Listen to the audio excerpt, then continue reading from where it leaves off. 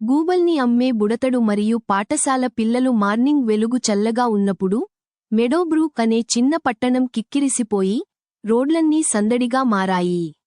ఆ రోడ్డు పక్కన 10 ఏళ్ల రవి రంగురంగుల గూబల్ని అమ్ముకుంటూ నిలబడ్డాడు. అతని జీర్ణమైన బట్టలు, పెద్ద ఆశతో ఉన్న కళ్ళు అతని జీవిత కథను చెప్పేవి. అతని పక్కన బడీ అనే ముదురు గోధుమ రంగు కుక్క కూర్చుని తన తోక ఊపుతూ అప్పుడప్పుడు వెళ్లే వారిపై అరుస్తూ ఉండేది. రవి బడీని ఏడాది క్రితం నదీ తీరంలో చలిలో వణుకుతూ కనిపెట్టాడు. అప్పటినుంచి వాళ్ళిద్దరూ విడిపోలేదు. రవి గూబల్ని అమ్ముతుంటే బడీ అతనికి తోడుగా ఉండేది. రవి సంపాదించిన చిన్న చిల్లర డబ్బు పెట్టెను కాపాడేది. రవి పక్కన ఉన్న ఊరిలో అపూర్వ, నిఖిత్ అనే ఇద్దరు పిల్లలు రోజూ స్కూల్ వెళ్తూ వెళ్లేవారు.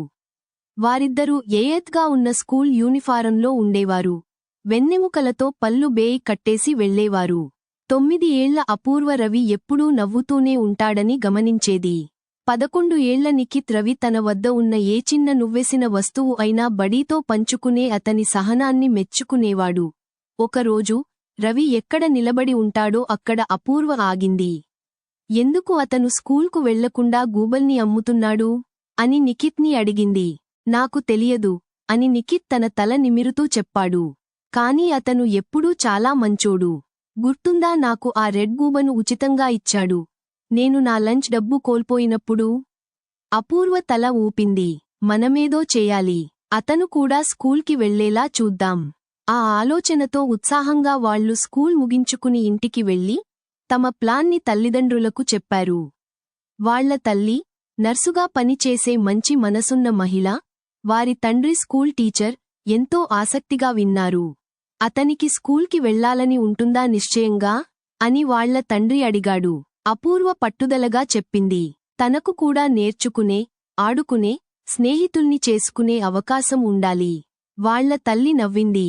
సరే, కానీ ముందుగా అతనితో మాట్లాడి అతనికి ఎలాంటి ఆలోచనలు ఉన్నాయో తెలుసుకోవాలి.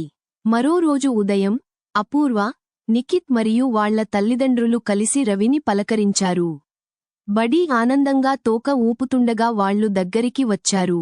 రవి కాస్త టెన్షన్ పడినట్లు కనిపించాడు కానీ కొంచెం ఆసక్తితో చూశాడు. హాయ్ రవి అని నిఖిత్ చెప్పాడు. ఇవి మా అమ్మా నాన్నలు.